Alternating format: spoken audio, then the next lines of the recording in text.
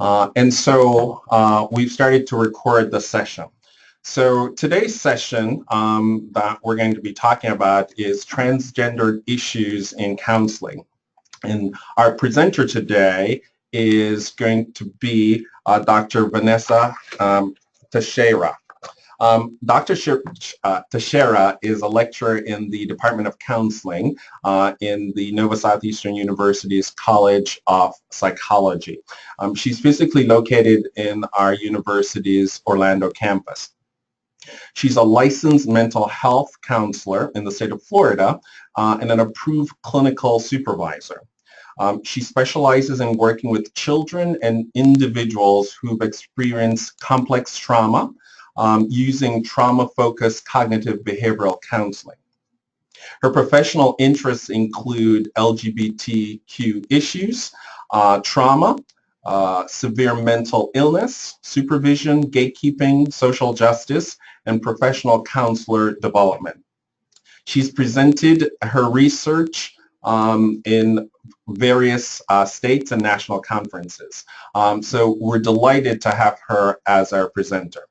So with that said, I'm going to actually hand the actual presentational mic over to Dr. Teixeira. All right, thank you, Greg. Can everyone hear me okay? Can you hear me okay, Greg? I can, yes. Okay, perfect. So thank you for that wonderful introduction. I'm glad that most of us are kind of in the same vicinity here in Florida. We have pretty nice weather today, at least here in Orlando we do. Let me see if I can, okay, I'm not sharing my screen yet.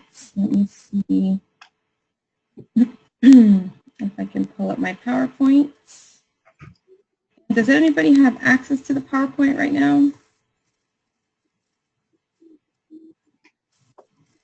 And Greg, I don't know if it's already been. Yes, it's been uploaded, yes. Awesome. Okay, so I'm going to, let me make sure I can have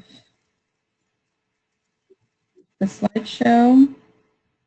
Okay, perfect. So as Greg mentioned, I am a licensed mental health counselor, and I have been working in this field for about 10 years now. And I'm recently with NOVA for about a year. So I'm really excited to share some of the information that I have about this topic with you. I'm very passionate about LGBTQ issues, and during the presentation, I'm normally very interactive, and I really like participants to engage, but since this is more of a webinar, I will ask you to just go ahead and write down your questions on the chat, and then if I'm able to peek at it during the presentation, I can kind of try to answer some of the questions that you might have. So, you know, if you have a question that you just think about and you might not want me to answer till the end, that's fine. Just write it down in the chat. That way you don't forget. Okay. So I'm going to be presenting on transgender issues in counseling.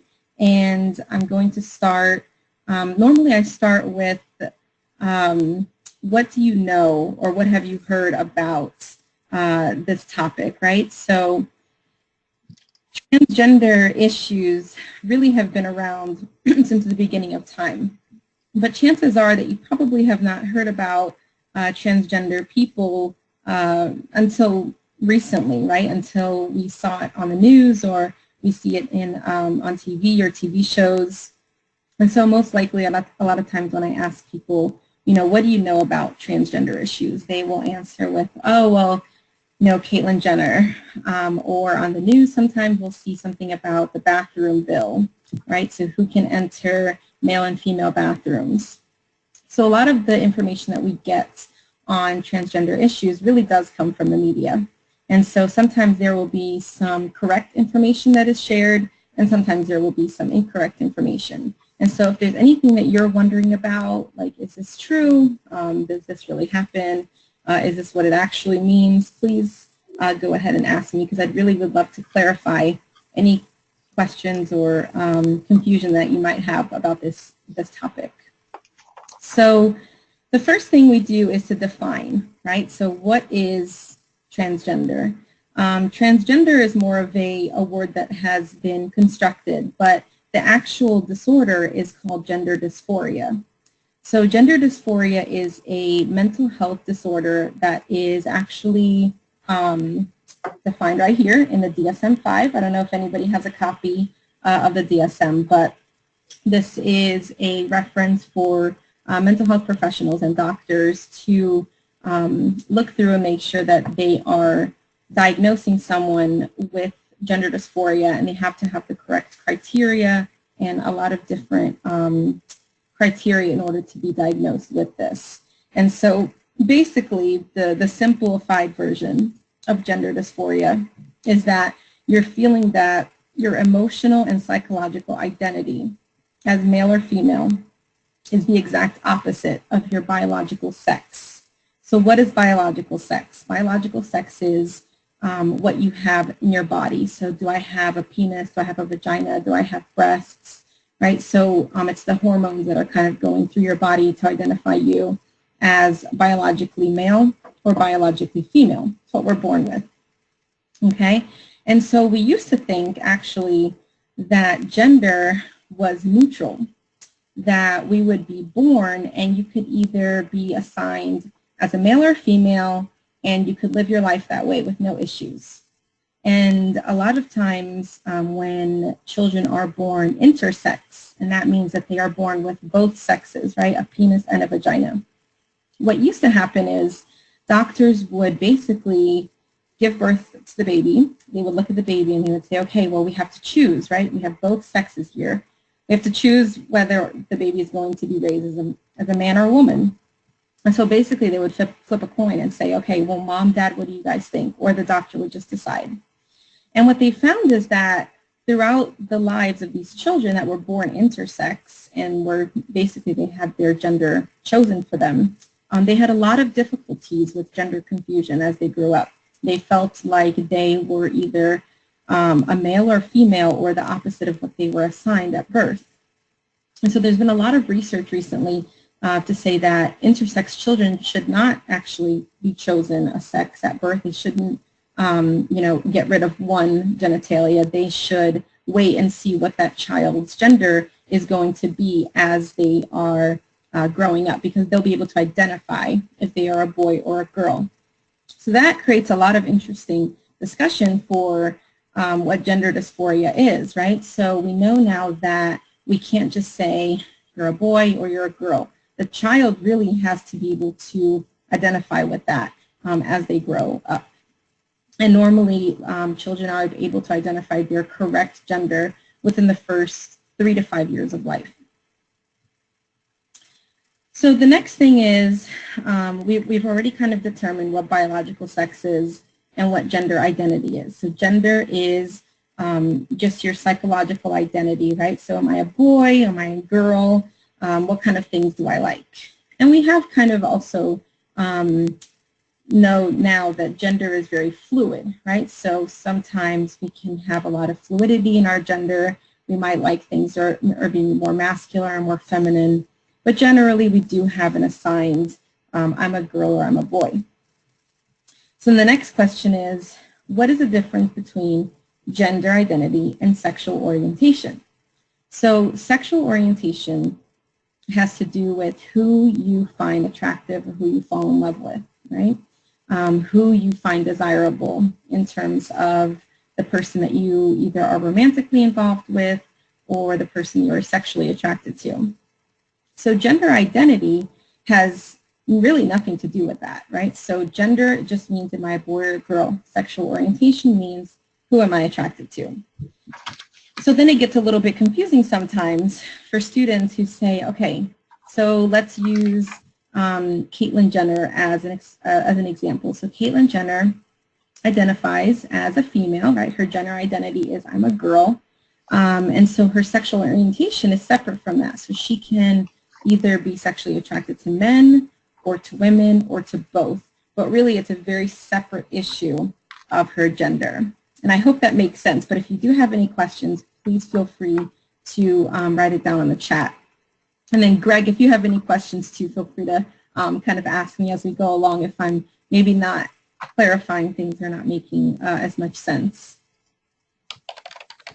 Okay, so normally when you talk to someone who identifies as transgender or who has gender dysphoria, the thing that they will almost always tell you is that they feel like they were born in the wrong body. So they feel like when they look down at their body, and you guys can go ahead and do this right now, right? So just kind of look down at your body. Does this match? Does this feel right? Does it make sense that you have either breasts, or is your genitalia correctly identified with your gender? So people with gender dysphoria or transgender people, they look down and they say, this is wrong.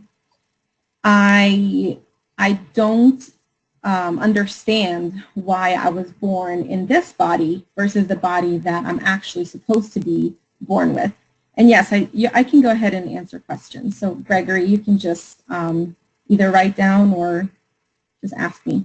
I see you in the chat. Oh, okay. I'm sorry. I thought you said if you have questions. Okay.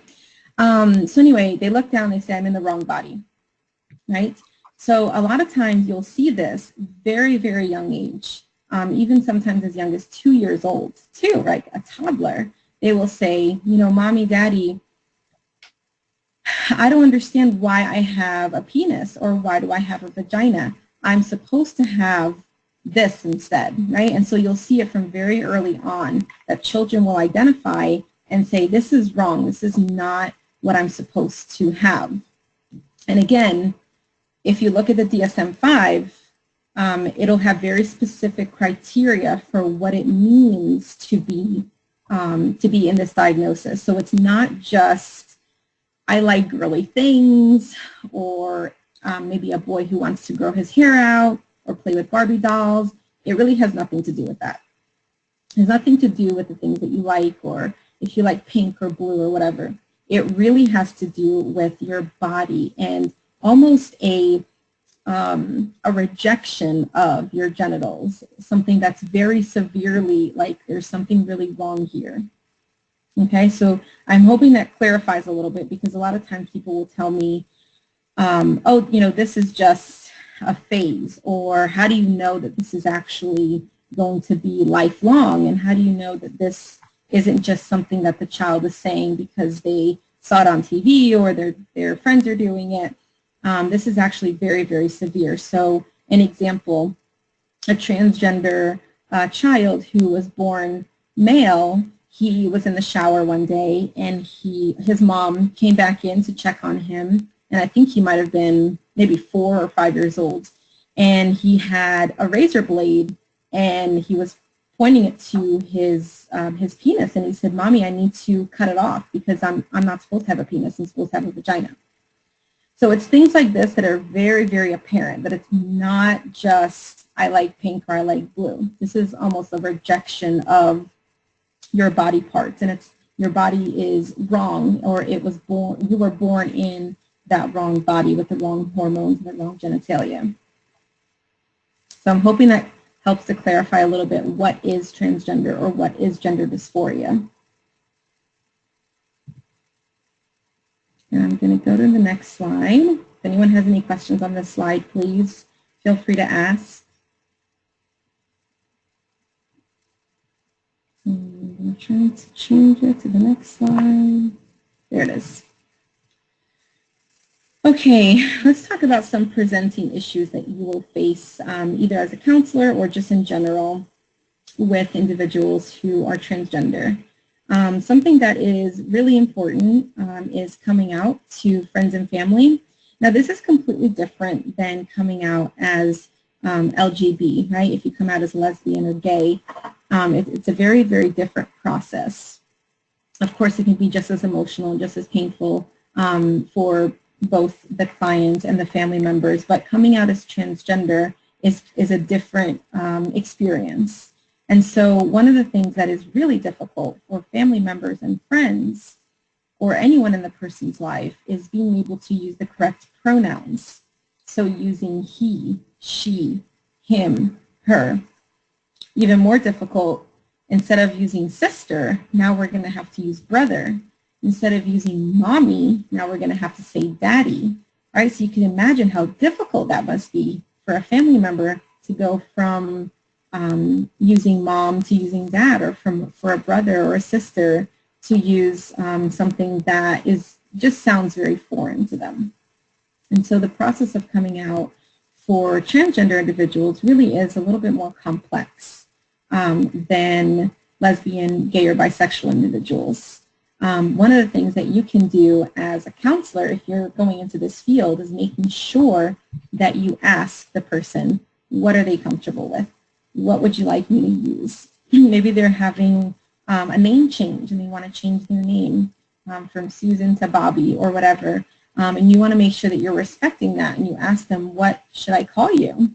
How should I refer to you? What pronouns should I use? It's a very respectful way of showing that you are interested and that you are respecting this very, very complex disorder or coming out process.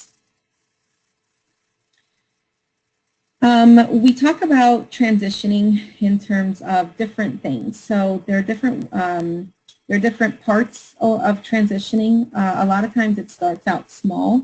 So it can start with maybe just clothing, so wearing a tie or wearing a skirt to feel more feminine or masculine. And then it might change to maybe wearing your hair a certain way, or growing out your hair or cutting off your hair. Different styles, so maybe starting to wear earrings or starting to wear makeup, right? Kind of like learning all the different things of how that gender dresses, or how that gender defines themselves in terms of more masculine or more feminine. And so that's how the transitioning normally starts out. Then we have to think about a different type of transitioning, which is hormones or sex reassignment surgery. Now, this is different for different people. Some transgender individuals do not wish to have a sex reassignment surgery. So maybe they are thinking about it, or maybe they just want to put it off, or maybe they don't ever want to have it and they're okay with their genitalia. But maybe they want to change their clothing and their hair or their style, and maybe they want to switch to hormones. So what hormones does is there's two different types. There's hormone blockers, right? So if you are a biologically born a male, you will go through puberty as a male. However, if you are a transgender child and you want to make sure that you don't go through puberty as a male, then you would start receiving hormone blockers, which means that you would not be getting the testosterone and all the different types of hormones that will lead you to male puberty. And I just want you to think a little bit about this. And when you look at this picture right here of Jorge versus Jessica, so I want you to just think about some of the things that Jorge has that are masculine features. And of course, masculine features begins at puberty. So let's take a look. So he has obviously facial hair. That's very important for masculine features. He has kind of a broad shoulders, and then kind of a chiseled facial construction, right? He might have maybe some bushier eyebrows, and definitely, more importantly, the Adam's apple starts to form during puberty. And so I want you to read the suicide statistics in the middle of this PowerPoint. So the prevalence of suicide attempts is 46% for transgender men and 42% for transgender women. That's nearly half. So what we're trying to do is making sure that trans people are not being victims of suicide attempts and suicide completions. And the way we do that is we want to reduce harm. We want to make sure that they make decisions in terms of their body. And so it can be difficult to understand, but if a child is saying, right, mommy, I'm not a boy, I'm a girl, and I don't want to grow up to be a male, I don't want the Adam's apple, I don't want the facial hair, because this will make me a boy, it won't make me a girl. And so doctors have now after a lot of research and a lot of conversations with transgender people, especially the ones that are having so many issues with suicide, they are saying, let's go back and let's make sure that we are assigning hormones to the families that are on the same page about not going through male puberty or female puberty, especially with male puberty. That one, because it's so difficult to reverse really any of the masculine features like the Adam's apple and the facial hair. And I have a question here. That's a good question. So what's the percentage of? So just total. So out of 100 trans people, I think this was actually a study done in 2014. They sent out surveys and they had trans people fill out the surveys, and 46% of them said that they had attempted suicide. 46% of trans men and 42% of trans women. Good question. And this is pretty typical. Different studies have done different surveys, and the numbers are fairly similar to almost half of trans people. Whoever you kind of get in a room and ask, almost half of them will have attempted suicide. And again, part of the reason that they ask about, what's going on, what was the reason for this, a part of it was that the puberty process was very confusing for you to look in the mirror and see facial hair when, right, I'm a girl, so how can I have facial hair? Or I'm a girl, how am I forming this Adam's apple? Or this very masculine voice, right? So it's a little bit of a confusing journey, I think, for people who aren't super aware of this, of these issues with gender dysphoria and transgender. But studies have shown that the earlier that somebody goes on hormones for the sex, or I'm sorry, the gender that they identify with, the better they will be. Excuse me, the better they will be lifelong in terms of their emotional journey. And so people will always ask, but that's so young. What happens if we put them on hormone blockers, right? So we're blocking testosterone, and then the doctor is going to put them on estrogen. That way the child who was born male is transitioning to female. They're going to grow breasts, right? They're going to have the feminine features, and they're not going to have any of the masculine features. And so there's a lot of concern for, oh my gosh, like what if we do this? And then they change their minds. But again, we just have to kind of go back to the research and the DSM-5, and knowing that this disorder is really lifelong. It's not just a phase. It's something that happens at a very early age, and it's lifelong. It's something that occurs through the lifespan. And if anybody has any questions, any other questions? Good question. So how expensive are these hormone blockers, and are they covered by health insurance? So from what I know, it is not covered by health insurance, but that's just from what I know. I'm not 100% on different health insurance policies. I have heard that it can get pretty expensive, up in terms of $1,000 just for the beginning stages of hormone therapy. And yeah, I'm really not 100% sure, but I know that it can be very expensive. And so when you think about people who are maybe in the lower income socioeconomic status, this isn't an option for them. Hormones is just, it's not in the ballpark for what they can afford. And when you go to sex reassignment surgery, we're talking, $40,000, $50,000, maybe even more. It's just not doable.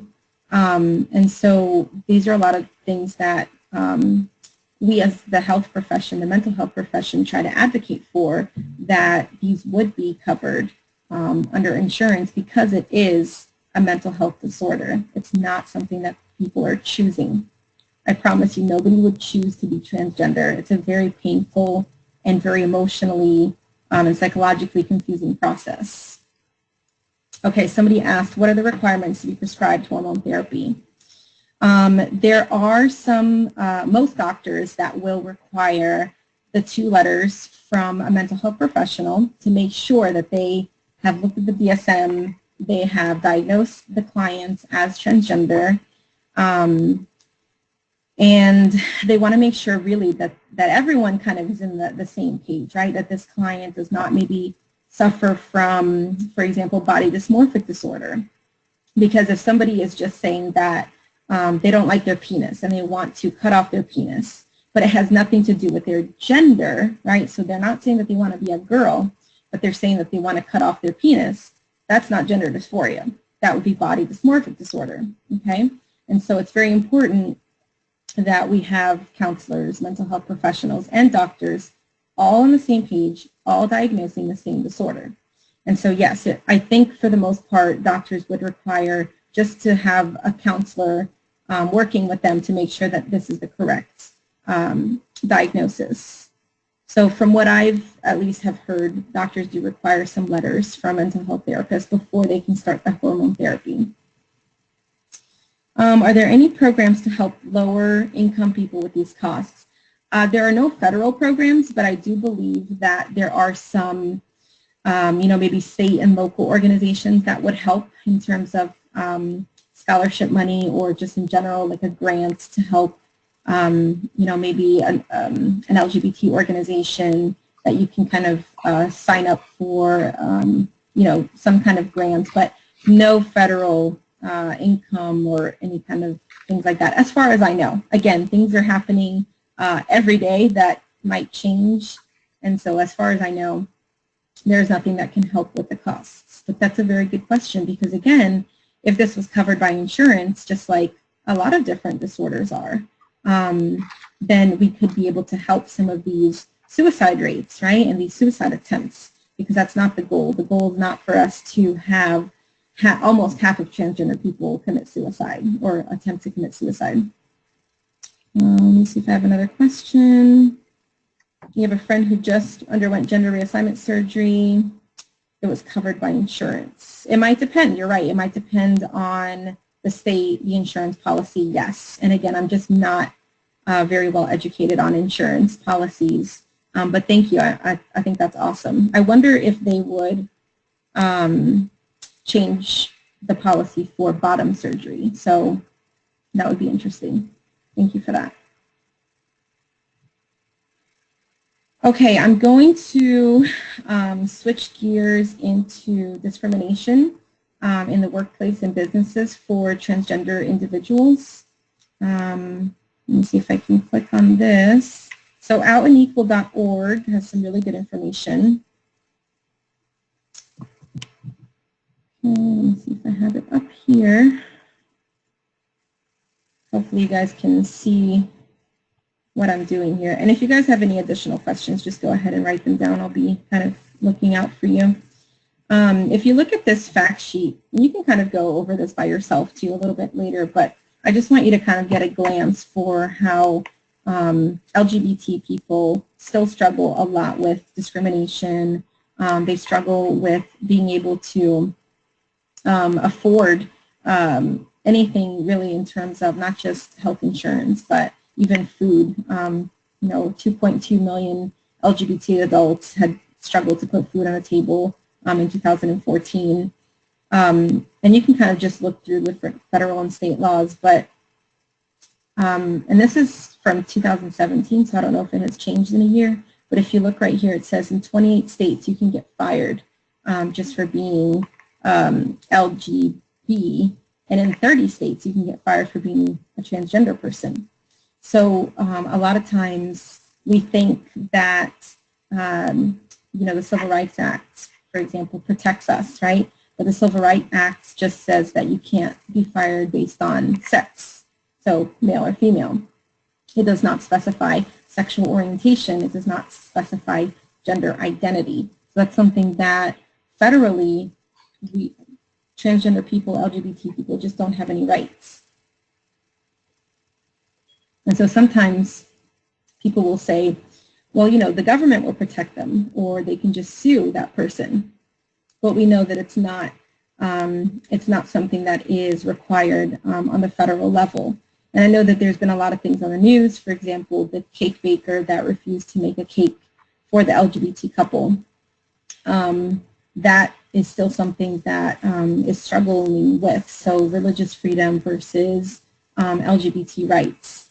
And a lot of times we want to make sure that everyone's views is respected and that everyone's rights is respected. But if you can imagine that there's only one health provider in a small town, right? Let's say, I don't know, a small town in Florida that only has one doctor's office or one dentist office, and they refuse to serve someone who's transgender. And they say, no, I'm sorry, my religion says that I can't, or my religion or my religious beliefs say that I shouldn't serve you, or whatever it says.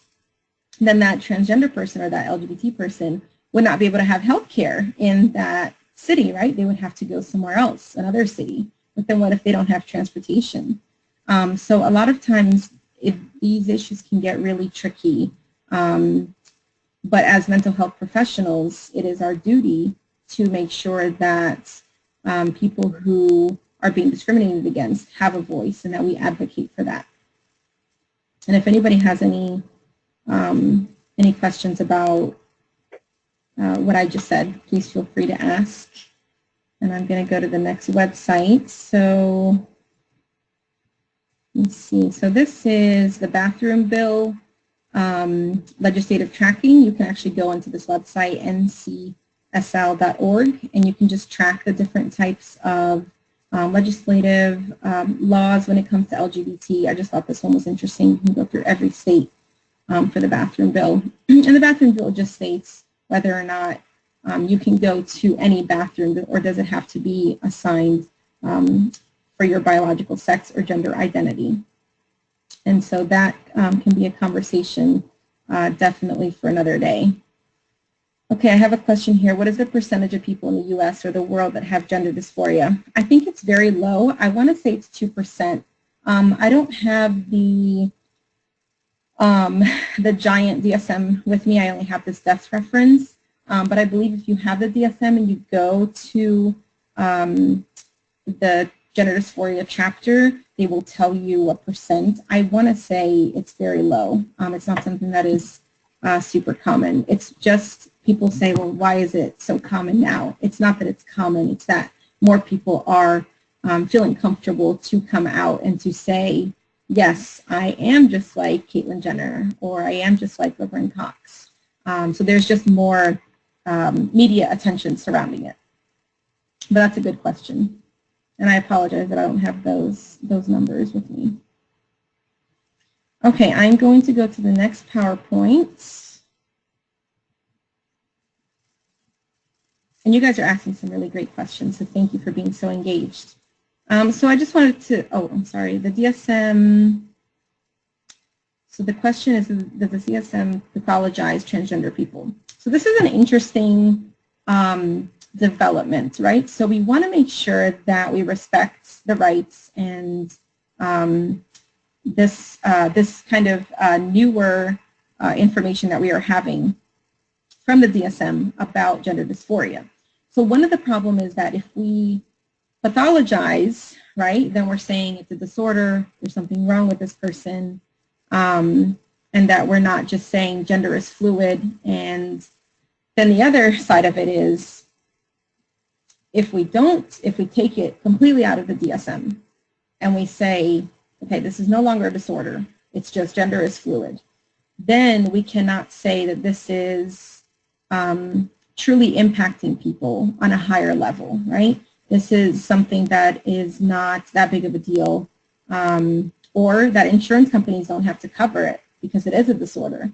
And so it's a double-edged sword. A lot of transgender people say, no, I don't have a disorder, I'm just transgender.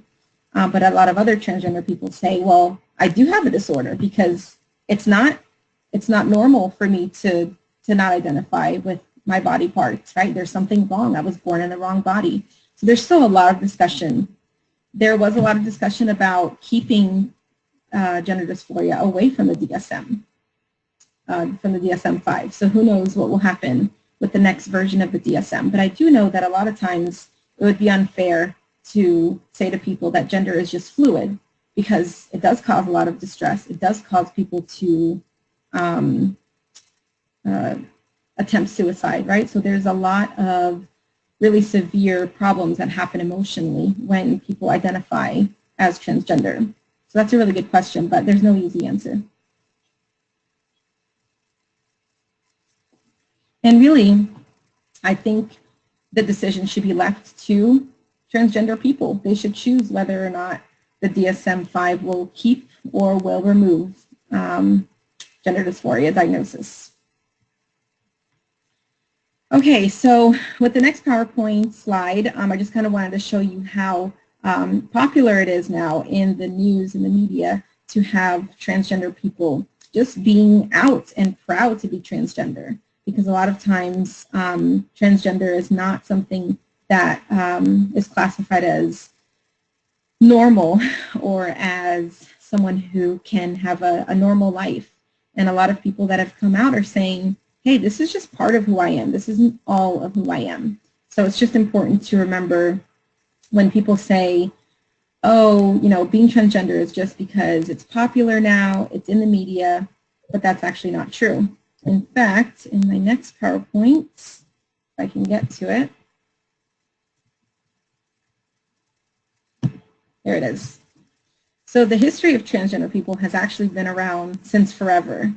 It has been documented as early as 1503 BC, where the Egyptian queen, I hope I'm saying this right, Hatshepsut, wore male clothing and put on a false beard. And again, we cannot necessarily diagnose these historical people as transgender or that they had gender dysphoria.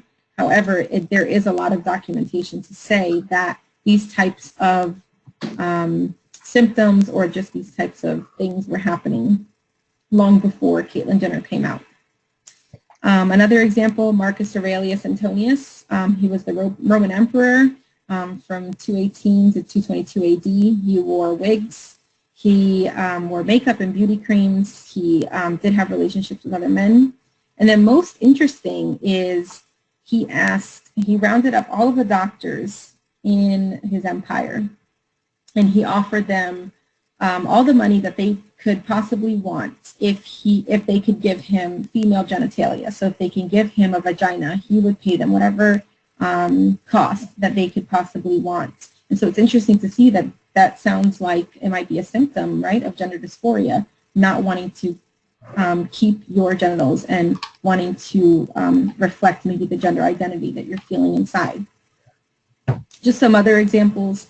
In 8th century Arabia, not sure if I'm pronouncing this right, Muknathun, they were described as neither men nor women, so kind of that gender neutral, again with the gender fluidity. It's not something that's new. It's not something that is just popular. It's actually been around forever. And in fact, the Native American people called people who were on the spectrum, right, so kind of like the LGBT spectrum, they didn't have the words LGBT, they just called them two-spirit.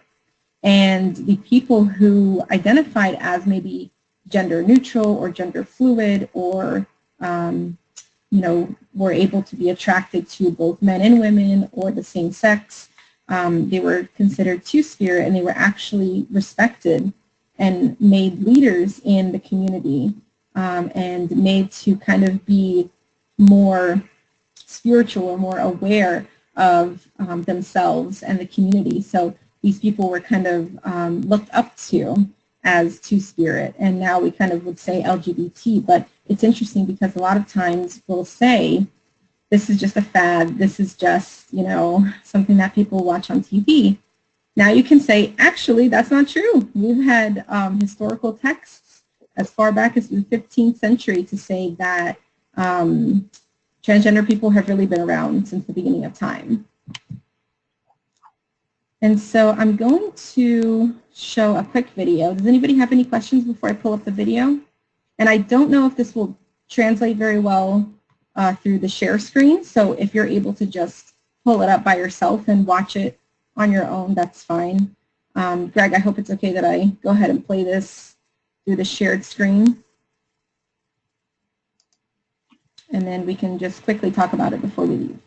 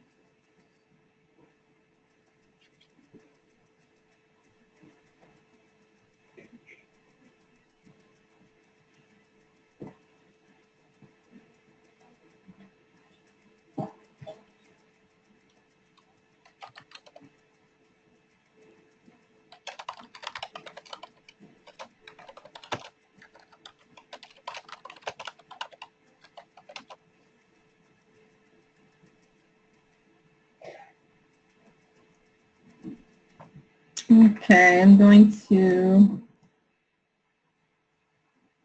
hope, I don't know if you were able to hear the video, but hopefully you were able to watch it on your own. And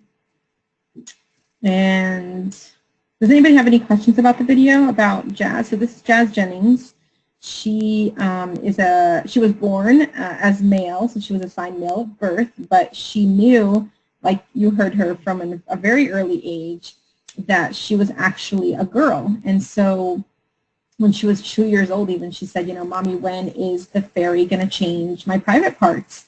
Because she just knew that she was not in the correct genitalia. And so I'll give you an update on Jazz. So Jazz is now 18 years old. She has actually had the gender reassignment surgery, and actually she had it this summer, and she's doing great. She is still transgender. Actually, I think Dateline has been following her since she was, I think, 7 years old. She hasn't changed. She, like I said, this is a lifelong disorder, and so it's not something that you just magically wake up one day and say, I'm transgender, and it's not, I magically wake up one day and say, I'm not transgender. So hopefully you're able to understand that transgender issues are very, very complex. There's no right or wrong answers. A lot of times you'll just have to have that person identify their needs and what is right or wrong for them. I think the most important thing is to just advocate and make sure that you are aware of what's going on within yourself when you hear about these things, and also just being aware of your own beliefs and your own values, right? So how do you feel about a transgender person? What have you been taught? What has your religion said? What does your culture say? So those are some things that are really important in counseling, because that we as counselors were ethically bound to protect minorities and to advocate for marginalized people. So I'm willing to take any questions that you might have, anyone that might maybe be confused about something, or if I can help to clarify anything for you, if there was anything that you might still not understand or have more questions about. Okay, somebody asked, how can you explain the fact that she became transgender at the age of 5? Can we think about something genetic? So she didn't become transgender at the age of 5. She came out. So that means that her parents allowed her to start dressing as a girl at the age of 5, but she was always transgender. Transgender is something that you're born with. In fact, they've done a lot of studies on the brain of transgender people, and they'll put, you know, little boys and little girls in a room, and they'll map their brains, right? They'll take imaging of their brains.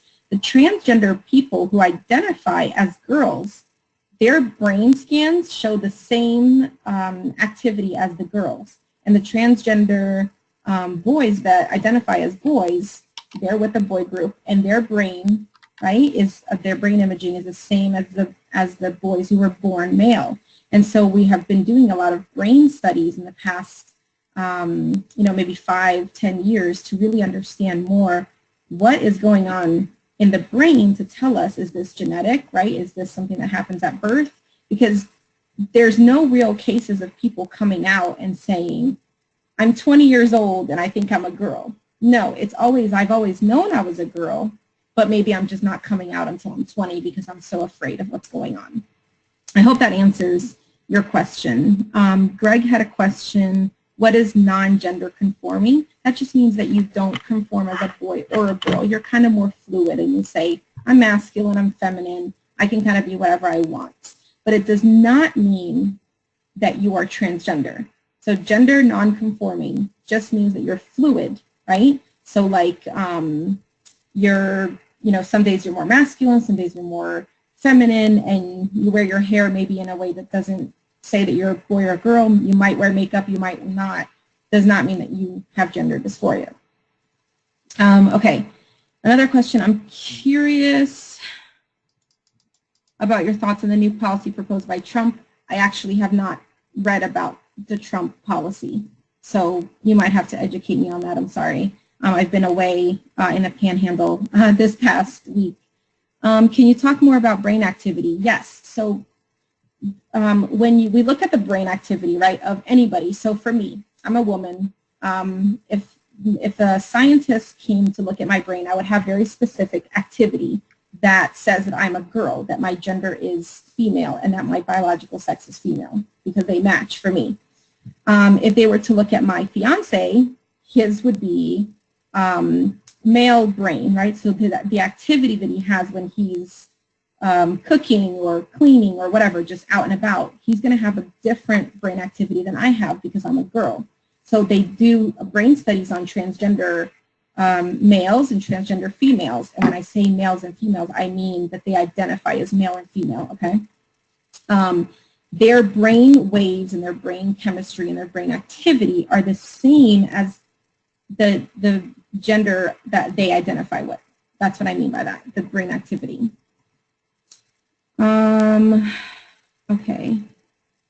From experiences both in practice and personal actions, not every transgender person has known their entire lives. A good portion do not realize until later on in life, around puberty or sometimes later.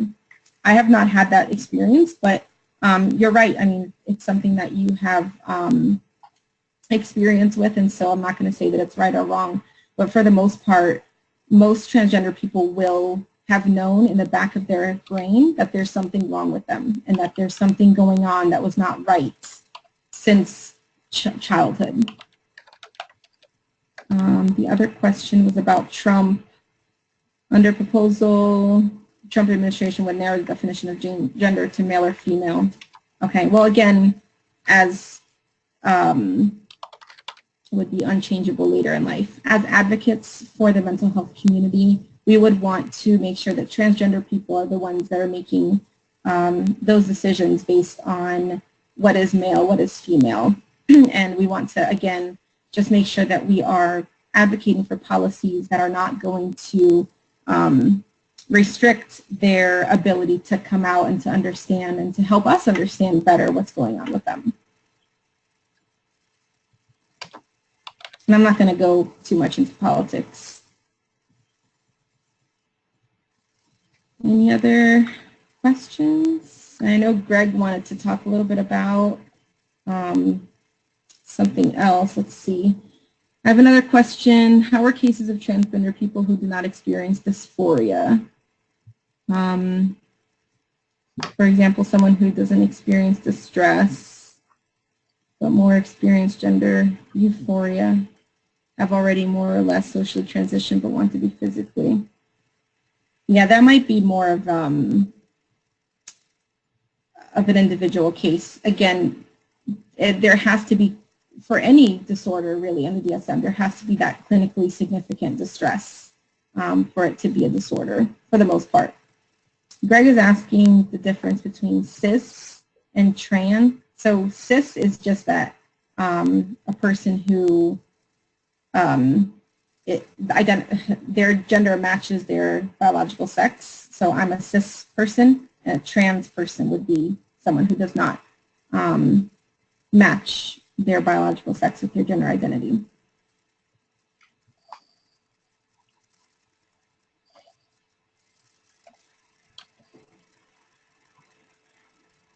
Any other questions? These are really great questions.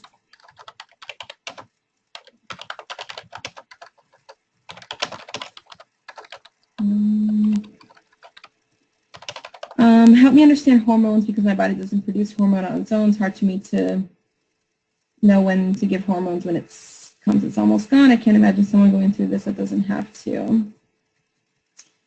Okay, so I'm trying to see if we're running out of time. So normally, the hormones that I'm talking about is more for puberty and also for determining sex characteristics, so either female or male. So I want breasts, which means I would need to take estrogen, or I don't want facial hair, so that means I would get a hormone blocker for testosterone. So those are very specific questions that you might just need to do a little bit more research about. The last question is talking about resources available to assist counselors. So you can go to hrc.org. That would be a really great resource. hrc.org just basically talks a lot about LGBT rights, policies, things that are going on right now, right, with different presidential administrations. So that's something that can really help you to understand a little bit more about what's going on socially. There is also the counseling, it's called Algebatic. So it is the Association for LGBT Issues in Counseling. That is a great resource for counselors. If you want to join that organization, that would be helpful. It just gives you a platform for just gaining more information. Any other questions before we go? Hi, Greg.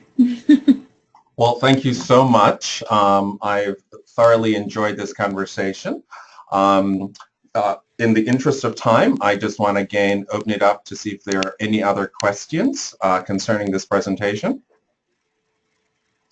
If there are no other questions, I wanted everyone to be aware that again, this session has been recorded or is being recorded, and it will be available on our departmental website.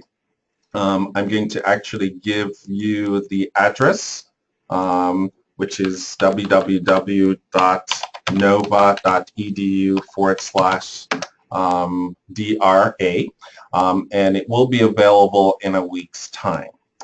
So with that said, if there are no other questions, I want to thank everyone for participating in this session. I learned a lot, and I hope you did as well. Thanks. Bye-bye. Alrighty. Thank you so much, and have a good day.